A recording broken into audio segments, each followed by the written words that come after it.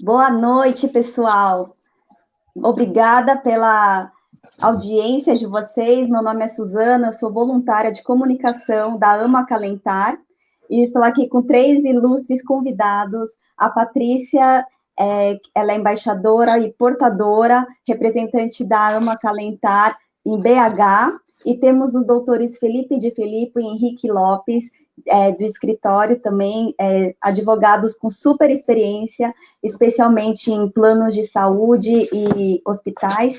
E o tema de hoje é o direito da mulher à fertilização in vitro. Bom, para dar um contexto, a Amo Acalentar, ela é uma ONG que trabalha sob três diretrizes, que é a endometriose, a dor crônica e a infertilidade. E muitas vezes elas estão atreladas. Quem tem endometriose profunda sabe, né? Pode sofrer de infertilidade e de dor crônica. E hoje a gente vai falar exatamente sobre o sonho da mulher de ser mãe, e de acordo com a Organização Mundial da Saúde, 10% da população em idade reprodutiva sofre com alguma dificuldade em engravidar. Então, é um assunto, imagina, 1/10 da população que está tentando, então é um desafio ainda maior para quem tem endometriose, e hoje a gente vai aproveitar para discutir não só sobre a doença em si, mas o que o Brasil está pecando, né? Por que é tão difícil a portadora de endometriose e infertilidade conseguir realizar seu sonho? Então, eu vou começar com a Patrícia, que ela é portadora de endometriose há 30 anos, e a história dela é bem emocionante. Ela foi diagnosticada há um tempo atrás, mas até ser diagnosticada com a doença, ela passou por bastante perrengue, né, Patrícia? É isso aí. Pois é. Olá, todo mundo. Muito obrigada pela presença. Pessoa da Maria Helena também, muito obrigada. Estamos aqui em Belo Horizonte, muito feliz com a live. E muita gente já me conhece, né, da Acalentar, da ONG, muito tempo trabalhando com vocês juntos. E nós sabemos da dificuldade. Eu vou falar daqui do meu estado, que é um estado que eu conheço, né, melhor. Então, assim, desde uns 10, 11 anos que eu comecei, que eu fiquei mocinha, começou a luta minha com a endometriose. Então, a dor terrível. O médico até tocou no assunto de endometriose, mas falou comigo, você é muito nova, não pode fazer exames ainda. Eu não sei se naquela época, acho que existia ressonância, mas acho que não existia para o SUS, né? Então, não foi feito nenhum tipo de exame e me passou medicação, me passou hormônios, bem novinha, eu era criança ainda. E começou nesse perrengue todo, né, de tentar. E foi difícil demais o diagnóstico. Para ter uma ideia, eu só fiz cirurgia com 25 anos. Então, só tive o diagnóstico final nessa época. Imagina a mulher que não vê esse problema e às vezes não sabe e começa aos 25 anos ou começa aos 30 anos lutando com o diagnóstico, até ter um diagnóstico no SUS, né? Cirurgia demorou 8 anos para me chamar. Eu fiz cirurgia antes porque eu tive problema no intestino, o intestino rompeu, então eu fui operada de emergência. Então, é bem complicado tudo isso, né? Nós vamos falar de FIV, e isso tudo é muito importante, porque quanto mais demora esse diagnóstico, né, vai demorar para a mulher poder entrar na fila, né? Porque é uma fila grande para fazer a FIV na rede pública. E mesmo assim, com as medicações compradas. E assim a gente vou contando a história ao longo, à medida que para não atrapalhar, deixar todo mundo falar um pouquinho. Sim, obrigada pela história, Patrícia. Então, doutores Felipe e Henrique, a gente está aqui para assim, apresentar o que está faltando, né, tanto na rede pública como também dos planos de saúde. Acho que vocês têm bastante embasamento para falar qual que é a realidade agora, porque apesar da cirurgia de endometriose ser coberta pelos planos de saúde, por que a fertilização in vitro não é paga pelo plano de saúde? Bom, boa noite a todos.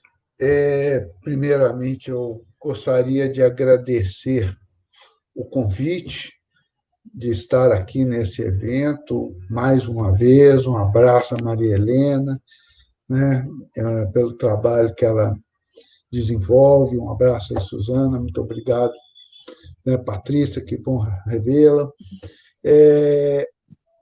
Nós temos que dividir as coisas em duas partes. A endometriose é conhecida como uma doença. E o plano de saúde, ele foi criado com a concepção de cuidar de doença. Essa é a finalidade do plano de saúde. Tudo que se faz num plano de saúde, num contrato de seguro-saúde, está relacionado a uma doença. A fertilização in vitro não é reconhecida como uma doença, em que pese, em algumas situações, sejam decorrentes de doença. Não seria especificamente um tratamento de uma doença. Então, primeiro é essa concepção, né, da estrutura. Depois, existe uma questão de custo. Os planos não poderiam colocar isso num custo atuarial genérico, porque eles não conseguiriam dimensionar isso de uma forma correta e estariam onerando toda a base de seus segurados, inclusive pessoas de idades maiores que não estariam sujeitas a passar por esse processo de fertilização in vitro. Então, eu acho que o problema começa por aí, pela base. Mas existe um outro lado que eu vejo, vou chamar aqui comercial, que não há um interesse também, nem de um plano, nem de outras pessoas que fazem programas, convênios de coparticipação, de convênios de desconto, etc., na oferta desse serviço, por vários motivos. Porque existe aí na fertilização in vitro uma série de riscos que pode desencadear com custo elevado de CTI, custo elevado de internação, e uma série de outras situações que tentam dar margem do outro lado. Então, esse é um problema. Várias clínicas que oferecem isso cobram preços bem salgados, né, porque foi desenvolvida uma tecnologia e tal. Mas, com isso, infelizmente, uma parte significativa da sociedade fica fora desse processo. A porta de entrada dessa camada seria o SUS. E tem aí uma previsão legal, mas, na prática, o benefício não é concedido, né? 6 hospitais no Brasil, né, Patrícia? São 6, né? 6, com 3 que estão bem fraquinho, mas está funcionando. Então, quer dizer, para o Brasil, nós dividimos aí um por estado, ainda tem aí uma turma grande. Nós ainda temos sorte de ter um no nosso estado, que é o Hospital das Clínicas. Mas o que foi me falado lá, que faz na média de 100 a 180. Mas acontece também que nós temos que contar que muitas mulheres fazem a FIV várias vezes, a mesma mulher, o que é contado nesses 200. Então, chama 200. Aí, por exemplo, o tratamento é longo, porque às vezes faz a primeira tentativa, a segunda tentativa. Se eu não me engano, eram 3 vezes. Não sei se aumentou às vezes, né? Então, assim, são 3 tentativas e o período é longo, tanto da medicação, né, que é comprada, igual eu falei, é uma medicação comprada, bem cara as injeções. Às vezes o marido também tem que tomar, às vezes não, depende da idade. De tudo isso, não posso falar o valor assim, porque cada medicação existe hoje várias medicações. Eu lembro que nós pedimos para uma farmácia aqui para doar para nós, foi uma farmácia perto, a Mix Pharma, de uma amiga minha. Se eu não me engano, a injeção era R$ 500. Uma, né? Então, assim, dessa medicação, que eu acredito que deve ter vários tipos de medicação. Então, assim, é bem complicado os valores, né, para pessoa que precisa, né? A única coisa que é dada realmente é a técnica, não no caso do laboratório, tanto para a FIV, né, como para a fertilização in vitro, como para fugiu da minha memória agora, que são 2 técnicas diferentes, e todas as 2 técnicas, primeiro eu costumo tentar a que eu chamava bebê de proveta antigamente, né? Também então é bem complicado, né? Primeiro tenta uma, depois tenta a outra. Sim, só é bonito no papel, né? Então o Estado fala que garante que todo cidadão tem o direito do planejamento familiar, mas aí dá o benefício pela metade, né? Então, como que a gente faz para contornar essa situação? Então, que nem vocês falaram, a gente só tem 9 hospitais em 6 estados, medicamento, além dos preços excessivos, às vezes não está nem disponível, né? E não sei se vocês devem saber se esses remédios estão na farmácia popular. Vocês têm essa informação? Eu creio que não. Não estão, não. Não. A farmácia popular, mas é que eu falo, é para doenças crônicas. Crônicas, É doença. Doenças mais comuns hoje. Então, nós temos no SUS para medicamentos para doenças de alta complexidade, mas é aquilo que eu falei, é só doença. O conceito de saúde no Brasil é o conceito doença.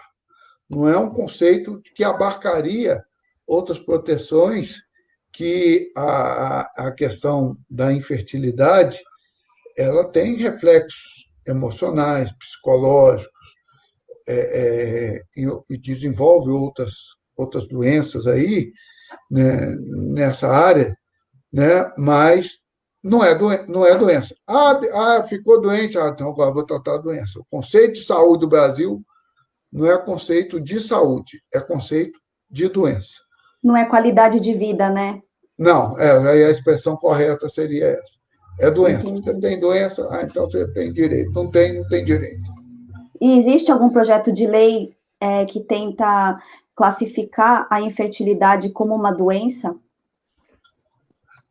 Não tem conhecimento, sinceramente não. Eu acho que essa questão toda, a gente vai passar por uma necessidade de um trabalho político, para que a coisa evolua, né? Dentro do país evoluir, tem uma outra questão política importante, que seria o fortalecimento da bancada da mulher, né, nos partidos. A gente até vive agora um processo de eleição municipal, seria até importante, né, esse fortalecimento dessa bancada da mulher, começando pela Câmara dos Vereadores, levando para as Assembleias Estaduais, levando para a Câmara Federal e Senado, para que consiga construir políticas efetivas de proteção à mulher. Porque a impossibilidade de engravidar é algo que gera uma frustração, né? Uma frustração, digamos assim, e que daí pode ter consequências de doença. Então,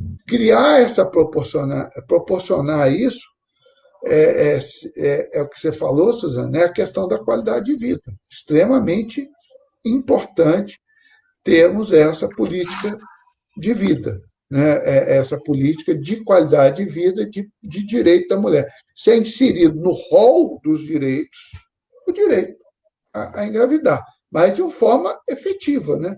É igual Patrícia, numa conversa prévia, nos explicava. Às vezes a pessoa entra na fila com 25 anos, chama daqui 15 anos, 40 anos, aí já tem uma Aí ela série de não outras pode mais.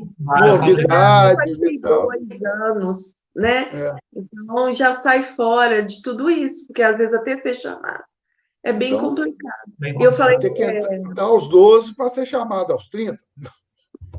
e fora que pode ainda tentar a inseminação artificial, que eu queria falar, antes da fertilização in vitro. Que a fertilização, ela toma também a medicação, né? É feita igual como se fosse fazer um exame ginecológico, que coloca o esperma lá dentro. Não é uma fertilização, que coloca o embrião. São duas diferentes, né? Aí, por exemplo, vai tentar a primeira inseminação, que é a mais barata, né? Que não exige internação nem nada. Acho que outra também não exige, mas o gasto é maior financeiro. Aí, às vezes, a inseminação não funciona mais. Aí vai passar para a fertilização in vitro. Isso tudo, o tempo vai acabando, e muitas vezes, com a medicação, com os hormônios são muito pesados, às vezes a portadora, vou chamar assim, ela desenvolve alguns problemas, como diabetes, porque a medicação é muito pesada. Às vezes a pressão fica alta, né? São coisas também que desabonam a pessoa a fazer o próximo passo. Sim, e que nem você falou, Patrícia, o diagnóstico é essencial, então não é só o trabalho político, né? A gente tem que fazer toda essa parte de educação para a classe médica, porque ainda existe muito, não preconceito, mas até muitos médicos que não são especialistas em endometriose, eles dispensam as pacientes muito novas e falam que os sintomas dela não são de endometriose. Aí, que nem vocês falaram, já demora a fila do SUS. E não é qualquer um que consegue, né, se candidatar. Tem vários fatores, assim, empecilhos que parece que o governo não quer que a pessoa consiga engravidar. Então, se for um trabalho bem feito, né, desde o diagnóstico precoce, aí depois, você tem endometriose, vamos ver se você tem infertilidade. Aí já colocar essa mulher jovem na fila, né, para poder pleitear um tratamento que nem vocês falaram, é carésimo, e também não é que é um tratamento garantido de primeira, né? Então... Porque geralmente passa pela disseminação artificial, né? Para depois passar para a FIV. Muito raro, direto na FIV. Muito raro. E é invasivo, Suzana, né? Eu queria só fazer uma observação, primeiramente, boa noite a todos, né? Agradecer mais uma oportunidade, agradecer a Maria Helena, a Patrícia, né? Essa guerreira aí de tantos anos, né, Patrícia? Uma luta, com né, outros milhares de mulheres que estão aí na luta. Você falou da questão se não existe algum projeto de lei relacionado para relacionar a FIV como uma doença. Eu pesquisei sobre o tema, né, e vi que existem 2 projetos de lei que estão relacionados a isso. Só que são projetos de lei relacionados ao direito do trabalho, que é uma área que o escritório também atua. Como é que funciona? Eu peguei até a numeração, eu posso passar depois, porque como o doutor Felipe estava falando dessa questão política, né, que é importante, esse envolvimento, eu achei interessante também trazer isso para essa live. São 2 projetos de lei relacionados a saques de FGTS. Um projeto de lei é para poder custear o tratamento, né, a pessoa ela poderia fazer o saque do FGTS que ela tem, para poder custear esse tratamento, e o segundo projeto de lei seria para ressarcimento. Ela faria todo o procedimento e depois o FGTS, né, através do Conselho Curador, iria custear esse tratamento. Então, eu vi aqui que são 2 deputados, né, o Rogério Mendonça e o Fernando Coelho Filho, que são os relatores desses projetos, eu acho bem importante a gente tentar, né, no caso, as associações, tentar em contato com eles para levar essa questão para Brasília, entendeu? Dialogar isso com a política, eu acho que é importante. Com certeza. Além dessa questão do FGTS, também tratar a FIV como doença, enfim, incluí-la no tratamento pelo plano de saúde, para poder efetivar esse direito, né, que as mulheres têm do planejamento familiar que está até na Constituição, né? Sim, é super interessante a gente saber, inclusive, é o trabalho da Maria Helena na ONG, de ir atrás disso. Então, a gente sabendo que outras pessoas já iniciaram essa conversa, facilita também, né, o trabalho da ONG, da gente ir atrás, ficar insistindo, e que nem vocês falaram, né, de aumentar a bancada do direito da mulher.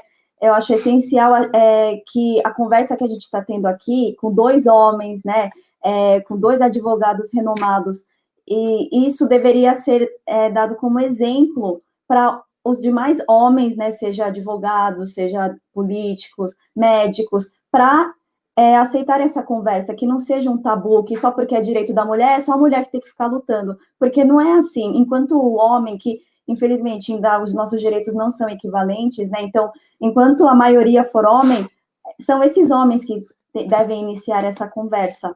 E a gente tem que insistir nisso e conscientizar mais homens para que ajudem nós, mulheres, a conseguir nossos direitos. E o direito a poder engravidar, toda mulher deveria, e a mulher com endometriose ainda mais. É uma luta 1000 vezes mais difícil, né, gente? Não, com certeza. Lá no escritório mesmo, a gente, para tratar de assuntos relacionados à previdência, até mesmo plano de saúde, o nosso público lá é mulher. Não tem jeito. O doutor Felipe está aí para me confirmar, mas a maioria que a gente atende é mulher. E a gente vê uma grande dificuldade em relação a médicos, peritos, tanto da Justiça quanto do próprio INSS, que eles desconhecem, né, a doença, né, os modos de tratamento. Então, isso aí dificulta bastante. A gente tem, nós como advogados, né, que a gente tem que levar essa demanda para o judiciário, a gente tem que fazer um estudo prévio de toda a situação. A gente até conta, quando eu tenho alguma dúvida, eu falo com a Patrícia, que a Patrícia, né, já sabe mais do assunto, sabe do diagnóstico, médicos, enfim. Então, a gente tem essa dificuldade e a gente tem que enfrentar, realmente, para poder efetivar. Um problema também que precisa ser trabalhado é a questão da estabilidade do emprego, porque são 2 casos extremamente mal resolvidos nas perícias do INSS, mal resolvido pelos médicos. Um é endometriose, outro é fibromialgia. A fibromialgia, todos os 2 são relacionados a processo de dor. Então, quer dizer, as empresas, elas simplesmente não querem essas pessoas no mercado de trabalho. Ah, não, é antiprodutivo. Só que as empresas têm que reconhecer uma função social e essas pessoas são produtivas, elas têm que ter tratamentos adequados, o que é diferente. Então, trabalhar isso, formação profissional, existem no exterior empresas que têm política de RH diferenciada. Então, o trabalho de conscientização da importância das pessoas, da maneira como tem que ser a coisa caminhando, é muito importante. A gente tem que estar sempre buscando uma solução. E aí eu acho, existe uma bancada feminina atuante, existem homens lá que são pessoas que têm uma sensibilidade, trabalhar, unir, porque talvez com a melhoria do arcabouço jurídico, nós vamos conseguir enfrentar. E até mesmo essa questão da efetividade do direito do SUS, uma tentativa junto ao Ministério Público Federal. Fala, peraí, está na lei, mas não está dado. Não, está na lei porque tem que ser efetivado. Então, existem caminhos aí, talvez, que a gente vá conseguindo percorrer para conseguir alguma coisa. De certa forma, não vamos conseguir dar solução rápida a isso, mas essa caminhada tem que conseguir. Tem que seguir, não, tem que começar, desculpa. Exato, esse processo de conscientização é muito importante. O doutor Felipe falou a questão da estabilidade, eu estava pesquisando aqui algumas decisões dos tribunais do trabalho e vi uma decisão aqui que eu fiquei assim, até chocado. Foi uma mulher que ela fez o tratamento, a empresa concedeu a licença para ela fazer o tratamento, a empresa sabia que ela estava tentando engravidar, e o que aconteceu? Ela foi demitida, só que ela conseguiu engravidar 18 dias após a demissão. O que ela tentou? Ela tentou a estabilidade, a garantia de emprego, que é garantido pela Constituição. A empresa negou. Na primeira instância, o juiz também negou, falou que, como o contrato de trabalho já tinha terminado, ela não teria direito à estabilidade. É uma coisa absurda. Só que aí, em grau de recurso, ela conseguiu ter essa estabilidade reconhecida. O tribunal usou argumentos, principalmente que a empresa conhecia a situação dela. Né? Tanto é que disponibilizou ela a licença para ela fazer esse tratamento, foi demorado e tudo. Então, assim, mas é uma questão, como o doutor Felipe disse, de conscientizar, de a gente trabalhar isso na cabeça hoje dos empresários, porque muita gente deixa de contratar mulher. E aí o empresário olha e fala, não, daqui 2, 3 meses ela pode engravidar, eu vou ter que colocar outra pessoa no lugar, vou ter que mandar embora. Então, é muito complicado. E a gente, em determinados ramos, as mulheres têm, sim, exercido tem mais competência no cargo que os próprios homens. Então, isso está enraizado e a gente tem que começar a trabalhar melhor. Até incentivando as empresas, assim como tem empresas que têm dedução de imposto, né, quando é ecológico, sustentável, ou até empregar deficientes, portadores de deficiência, né, física. Então, talvez a gente trabalhar nesse conceito também de empresas serem recompensadas por contratar mais mulheres, né, de deixar equiparado a quantidade de funcionários homens e mulheres, né, de valorizar a mão de obra feminina no mercado. Com certeza, é uma boa iniciativa. Tem um outro problema também, que, por exemplo, aquela mulher, ela ganha licença, mas eles não colocam outra pessoa no lugar. Então, às vezes, os colegas do trabalho ficam com o serviço dobrado. E, de alguma forma, aquela servidora, ela fica, sente pressionada, né? Ao voltar, né? E quando ela chega e apresenta algum problema, os colegas estão sobrecarregados, né? E, às vezes, não recebem bem aquela pessoa, né? E muitas pessoas que reclamam, né, desse assunto, infelizmente, e faz uma pressão psicológica de tal forma que a pessoa ela vai e pede mesmo para ir embora, porque não consegue suportar a pressão, né? Ela está tentando engravidar, está com os hormônios, né? Vamos falar aqui das injeções, né? Que estão, né? Os hormônios estão em fúria, né? E elas estão ali praticamente o pó, né? E muitas vezes ali trabalhando diariamente, né? Vai lá, por exemplo, sai para fazer a aplicação da injeção, volta de novo, mas é bem, né? Porque não é toda empresa que abre mão, né? Então, só às vezes abre mão de horas, mas não tem estigma. Lugar. Então, é bem complicado também, né? Que os funcionários têm que entender uma coisa que também é difícil para eles, porque fica sobrecarregado para eles também.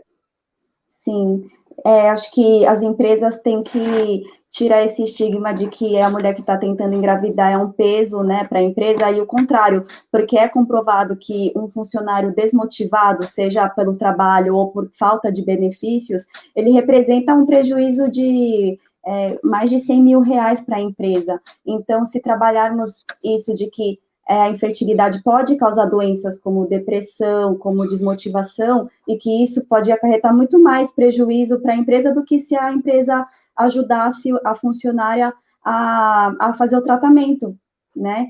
E como ela ficaria agradecida à própria empresa e dedicaria até mais tempo e até mais anos de trabalho na mesma empresa. Então, acho que nem vocês falaram, de mudar a cabeça do empresário. A gente fala aqui só de política, mas se a empresa não entender que pode ser até lucrativo, né, pensando assim, investir no funcionário, porque hoje em dia não é mais salário, os funcionários estão atrás de qualidade de vida, né, esse equilíbrio entre trabalho e lazer.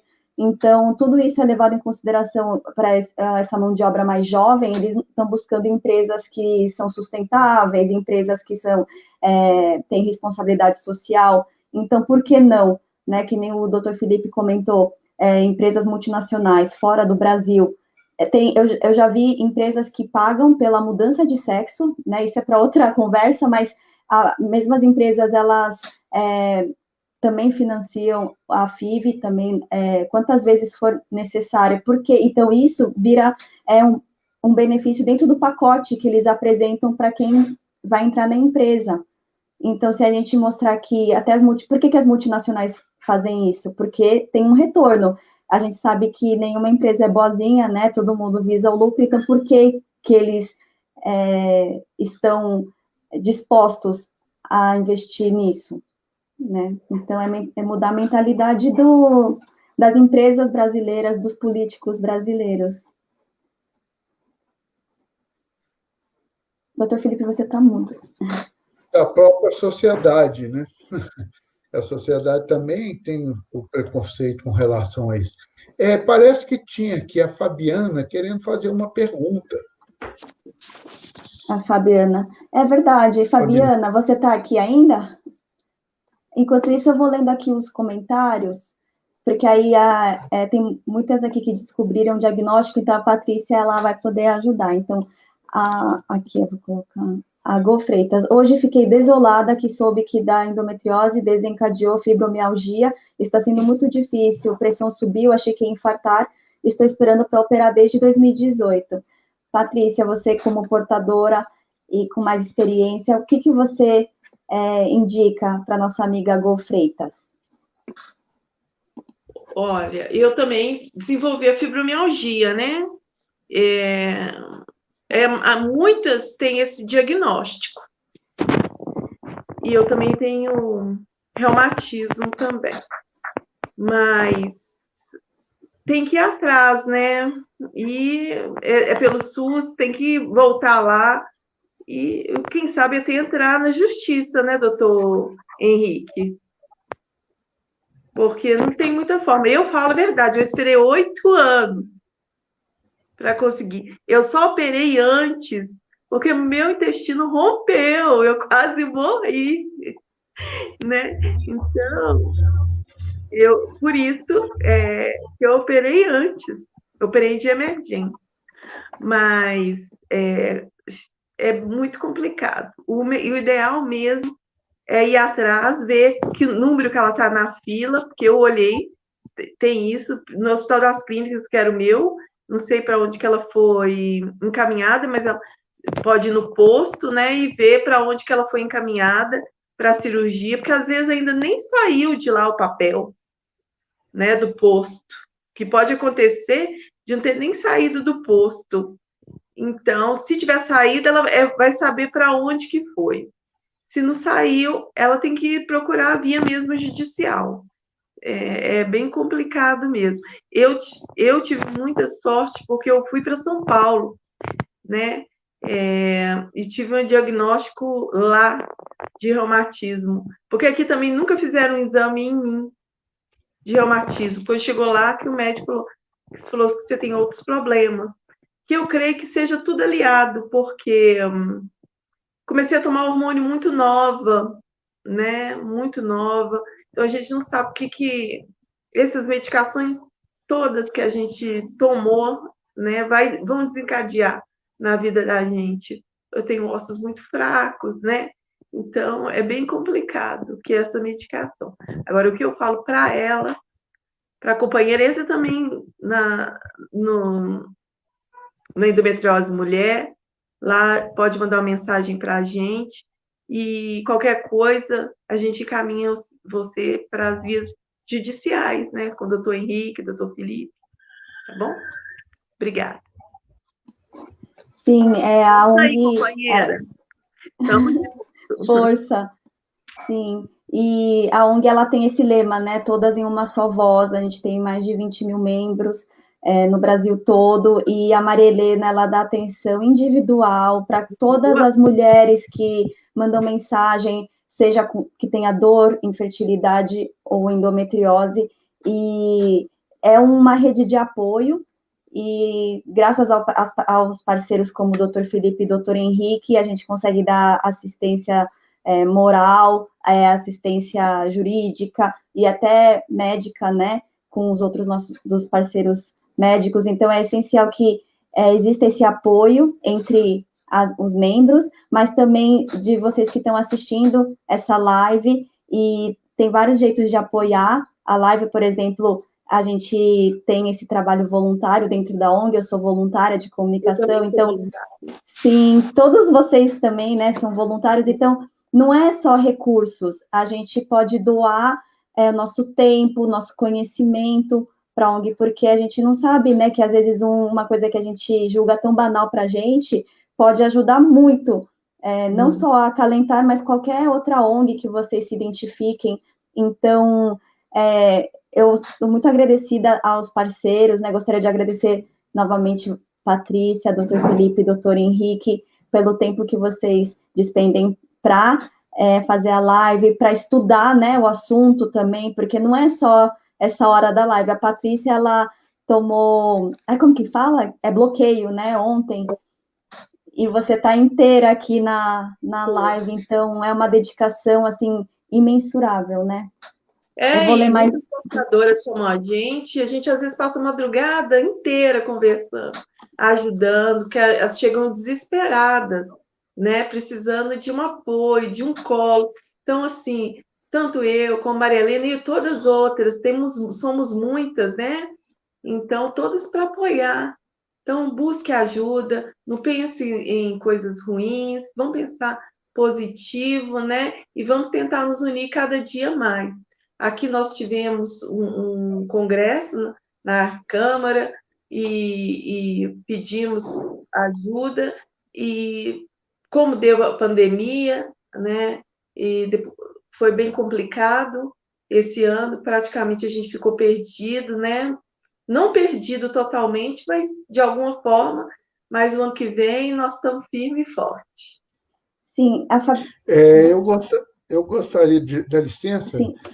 Exatamente, era a pergunta da Flávia, que você colocou, né? Eu observei ela aqui. Né? Eu vou ler aqui uma parte, tá? Tenho sérios problemas de alergia, onde não posso fazer uso de praticamente nenhuma medicação.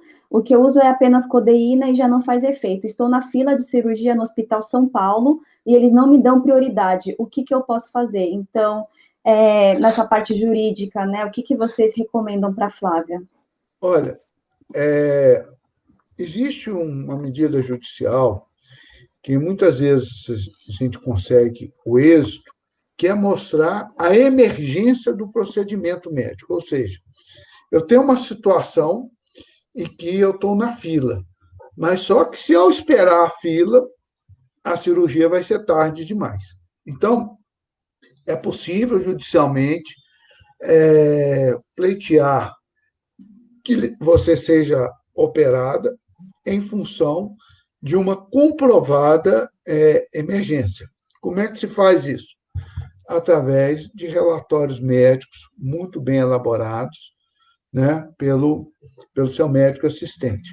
Se você estiver sendo atendida por um médico da rede SUS, esse documento no judiciário ele ganha um peso maior, porque não é um médico particular que está com algum interesse privado, digamos assim, né? É realmente um médico da rede pública que está atestando a necessidade de que você saia do seu lugar na fila e tenha uma prioridade na cirurgia. Então, se tiver um embasamento médico dessa urgência, emergência, vamos chamar até urgência, que no caso da cirurgia, é possível sim que você consiga antecipar a sua cirurgia. Mas isso a gente tem que estar bem documentado, bem um documento robusto, o que às vezes é uma dificuldade, tá, gente?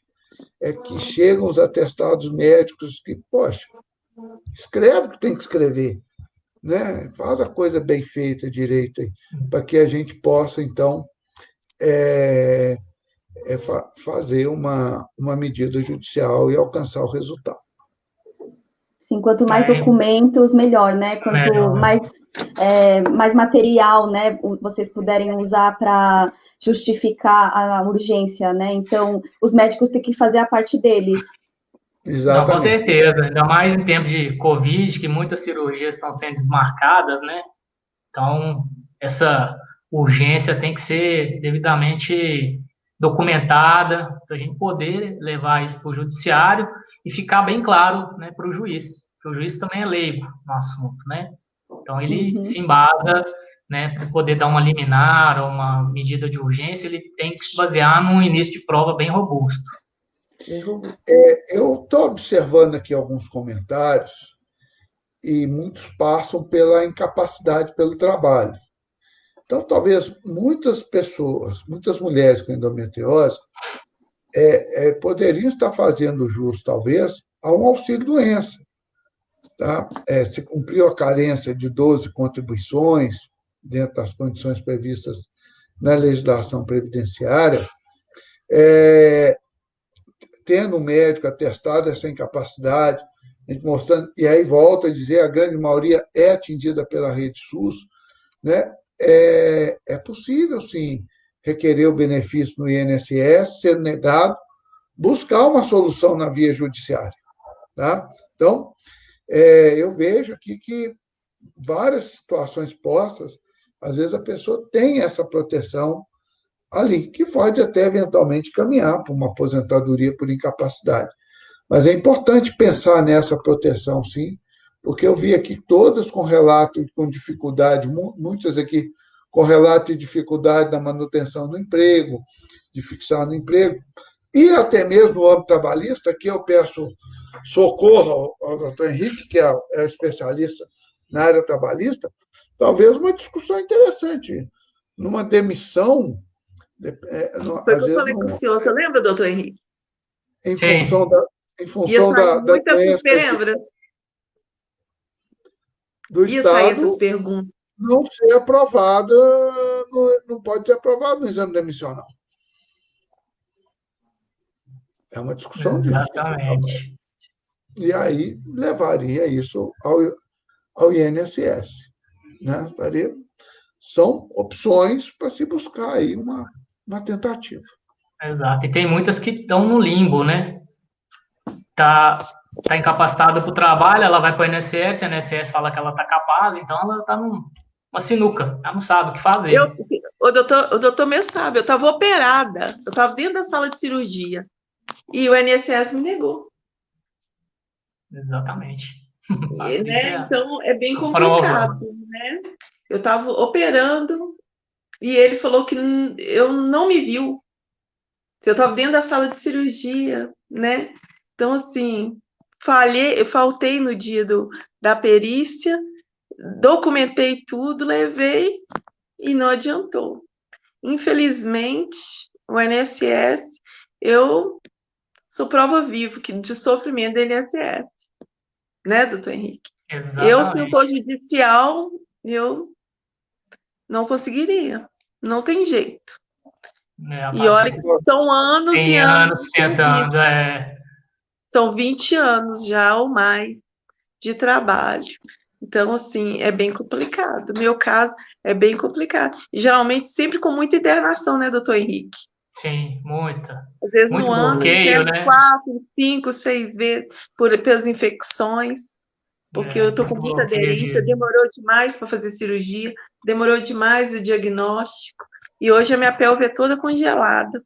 Eu fico muito triste quando eu vejo essas meninas falando do intestino. Meu intestino chegou a romper, né? Então, assim, eu sofri muito de infecção generalizada. Então, a gente não pode desistir, mas foi muito complicado. Eu fico preocupada quando a menina fala do intestino. Acho que ela tem que ir atrás, principalmente essa do intestino. Tem que ir atrás quando acontecer essas coisas mesmo. Intestino romper e levar à morte. Porque é o que mais leva à morte, né? Porque contamina o organismo todo. Tem a pergunta da Carol. Vou colocar aqui, deixa eu só. Aqui. Qual a política pública está sendo trabalhada para implicar no INSS? Bom, assim, não entendi muito bem, mas eu vou falar o seguinte: o INSS, ele hoje está virando meio de loteria. Você tem perito que te dá um tratamento legal, tem perito que está nem aí. Mas, de toda forma, eu quero dizer duas coisas, gente. A Previdência Social, a Previdência Oficial, ainda é o melhor plano de previdência desse país, ainda vai continuar sendo, e é o que dá maior cobertura. Em que pese todos os problemas que a gente tem junto ao INSS, na concessão desses benefícios, nas questões de perícia, mas nós temos na Justiça Federal, muitas vezes, um aliado. Nós temos bons peritos judiciais, a Justiça Federal ela ganhou muita agilidade nos últimos anos, então a gente deve seguir o caminho. Vai ao INSS, pede, não deu certo, busca uma solução judicial. A solução judicial, estando lá com um bom laudo médico, uma prova robusta ali, e levando as coisas direitinho, tem grande chance do benefício sair, aí sai retroativo. Tá? Mas é muito importante. Tá? Ser filiado ao INSS, estar ali contribuindo para o INSS, porque num determinado momento é aí que vai estar a proteção social que a gente vai ter para frente. Ok? Perfeito. Sim, a gente tem muitas reclamações, né, sobre a política aqui no Brasil, mas a gente não pode negar que o SUS, por mais que falte muita coisa ainda, é um sistema que a gente pode recorrer, até melhor ainda que os planos de saúde que não fornecem nada no quesito de FIV. Então, claro, a gente tem o direito de reclamar, mas para quem quer realizar o sonho de ser mãe, antes que não tenha mais, né, tempo, né, em termos de idade, tudo isso que foi apresentado aqui são caminhos que podem ser recorridos, desde encontrar um médico que acredite no que você está falando e não insistir no mesmo médico se ele ou ela fala que você não tem e falar para você voltar daqui a 5 anos. Então, vai em vários médicos, até aquele que acredita nos seus sintomas e fale, não, a gente tem que correr agora, candidatar logo para fazer essa cirurgia no SUS. Então, são caminhos e, claro, o último recurso é recorrer à ajuda jurídica, mas existe, né, essa possibilidade. A própria Patrícia já conversou bastante, né, com o doutor Henrique, e ele auxiliou ela nessa parte trabalhista. Então, é essencial que a gente se mantenha informado e que a gente conte umas com as outras aqui na ONG, e é importante que todo mundo faça pergunta, e às vezes a gente acha que a gente está sozinho com o nosso problema que ninguém tem, aí quando a gente fala, tem um grupo de milhares de mulheres passando pelo mesmo problema. Então, quanto mais alto for essa voz, mais, né, as empresas, o governo vai querer se mexer. Então, aqui, a gente já está finalizando essa live, tem Suzana, tem uma pergunta aqui da Ana Paula Vieira. Aqui. No meu caso, sou MEI. Como vocês podem me orientar? O MEI é um microempreendedor individual. É um segurado da Previdência, tá? O único direito que o MEI não tem é a aposentadoria por tempo de contribuição. Os demais benefícios têm todos, tem todos. Então, o fato de ser MEI não está excluída da proteção previdenciária do auxílio-doença, que hoje chama auxílio de incapacidade temporária, e nem da aposentadoria por incapacidade. Então, se você pleitear o auxílio-doença, é um direito que você tem e está no rol dos benefícios que o MEI tem. Ok? Tranquilo. Assim como tem salário, maternidade e tudo. Só deixar claro, né, doutor Felipe, que a questão do MEI, ele tem que estar contribuindo, né? Tem que estar contribuindo. Existem situações que a pessoa, né, se enquadra como MEI e não contribui. Então, ela acha que, eu sou MEI, sou microempreendedor, já dá o direito? Não. Então, tem que ter essa contribuição também para o sistema, além de comprovada incapacidade, né? Uhum. Perfeito, perfeita essa observação. Inclusive agora com o Covid, né, muitas pessoas estão nessa modalidade, né, então é bom saber, então, que nunca é cedo demais para contribuir e que mesmo que seja pouco, lá na frente vai contar muito e a gente tem que fazer a nossa parte, né, que vocês falaram muito de estabilidade, seja no trabalho, seja como autônomo, seja como empregado de alguém, essa organização, esse planejamento deve partir também do indivíduo, né, para que não fique, quando precisar, falar, nossa, e agora, né? Então, toda aquela pessoa que se organiza, espero que tenha muitas adolescentes assistindo a gente também, porque tudo que a gente puder juntar vai ser muito valioso lá na frente, a gente tem mais alternativas para realizar nossos sonhos, seja de engravidar, seja de abrir um negócio, seja, né? Então, a organização e planejamento são essenciais. Tem um elogio aqui, tem muitos comentários aqui que eu não consigo. Que alguém falou. Muito interessante. Aqui, ó. A Ruli, muito interessante ver não apenas o lado médico, como também o lado jurídico. Parabéns por abordarem um tema tão importante para nós mulheres. Então, acho que essa live foi um pouco de debate, mas também dá uma esperança, né?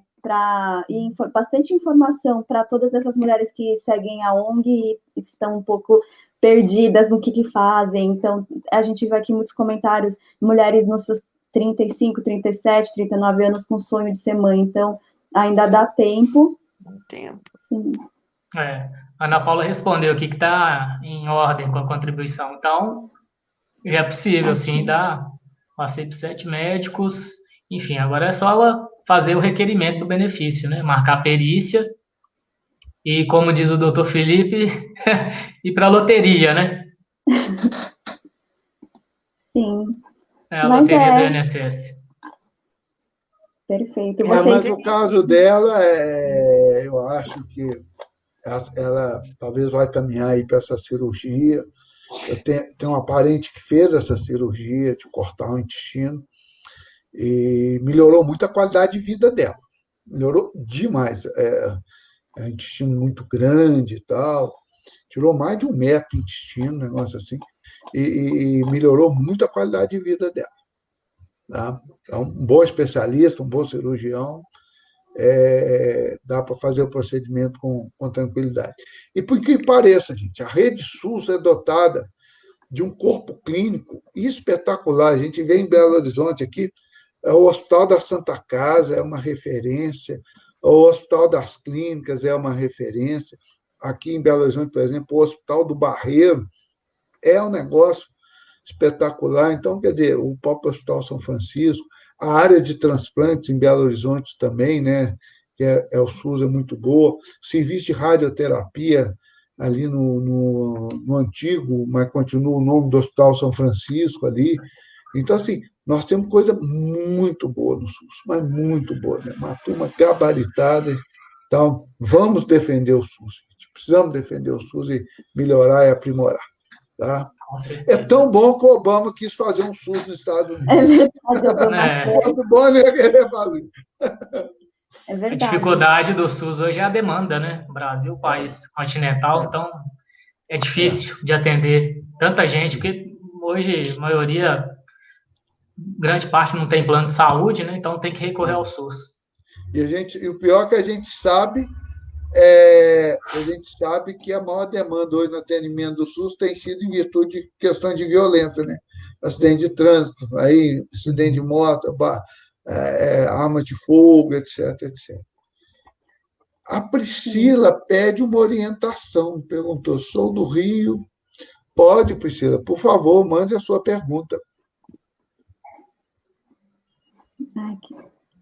Obrigado, Ana Paula. Sim, vocês podem mandar mensagens aqui no Facebook, mesmo depois da live, que a gente manda para os doutores Henrique e Felipe, e aí eles podem responder em forma de mini vídeo, né, nos nossos stories do Instagram, no acalentar_org. Então, gente, vocês podem se cadastrar também, né, no site acalentar.org.br, que lá tem o Cadastro Nacional de Portadoras, é imprescindível para a gente poder monitorar, né, quem é portadora no Brasil e poder auxiliar no seu próprio estado. É por isso que a gente tem todas essas embaixadoras portadoras distribuídas no Brasil inteiro, realmente para ajudar você que está em outra cidade. Então, aqui, ó, a Elaine falou que em Junqueirópolis não é bom. Mas a população brasileira precisa defender o SUS. A classe média precisa defender o SUS. Aí nós vamos melhorar. Sim, se não defender, trabalho, não né? tem jeito. É um trabalho coletivo. A participação da sociedade. Exatamente. Sim, e agora em tempo de eleição a gente tem que votar consciente, não adianta a gente só ficar de braços cruzados, né, pessoal? E cuidado com 2022 para não votar quem quer privatizar o SUS. Sim, você não vai virar plano de saúde, aí não tem para ninguém, né? Aí não tem para ninguém. Aí acabou. Sim. Acabou. Aí até para tomar vacina no posto, você vai ter que ter plano. Absurdo. É o básico do básico. Sim. Bom, a live de hoje rendeu muita discussão. Tem uma pergunta aqui da Priscila. Aqui. Como faço para conseguir tratamento de FIV mais rápido e me inserir no mercado de trabalho? Aí é uma questão difícil, porque aquilo que nós estamos falando desde o início, a prioridade é a doença. Né? A prioridade é tratar a doença, que nós temos questões extremamente graves no país. Eu não, do ponto de vista jurídico, a gente entrar com uma ação, pedir para furar uma fila, essa questão, nós não vamos ter organização, argumentos jurídicos que o juiz vai acolher. Tá? Então, aquilo que nós falamos do início, da importância de pressão política, para que essas coisas possam efetivamente melhorar e se tornar mais efetivo.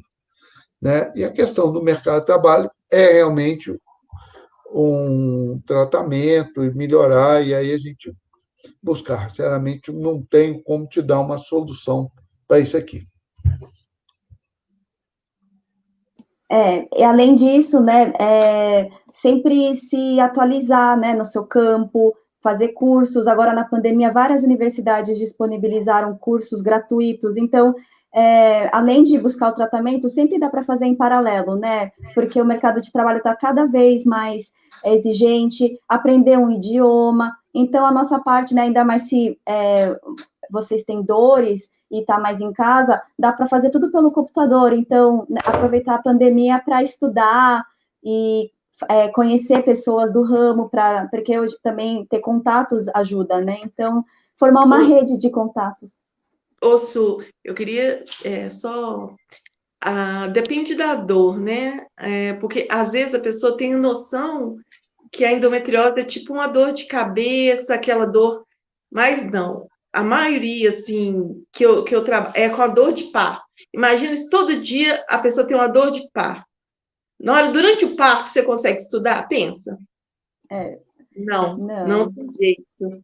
Entendeu? É desgastante. Teve dias que eu durmo sem parar, porque a dor é tão forte, como se eu tivesse ganhado neném mesmo.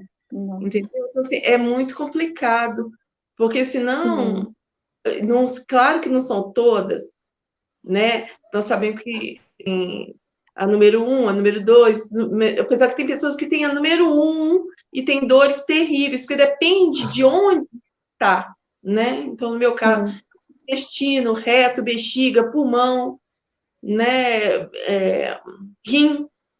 Então, assim, as dores, as contrações são terríveis. É um trabalho de parto.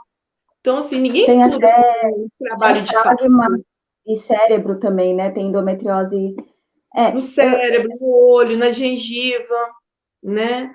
Então, assim, é um problema. Isso depende, como eu falei. Eu gostaria, muita gente, eu estava fazendo mestrado. Eu não dei conta. E eu estava de licença. Sim. Não tinha condições nenhuma de estudar. Nenhuma. Eu não dava conta. No caso das mulheres que estão trabalhando e que estão em casa e que conseguem, que estão esperando.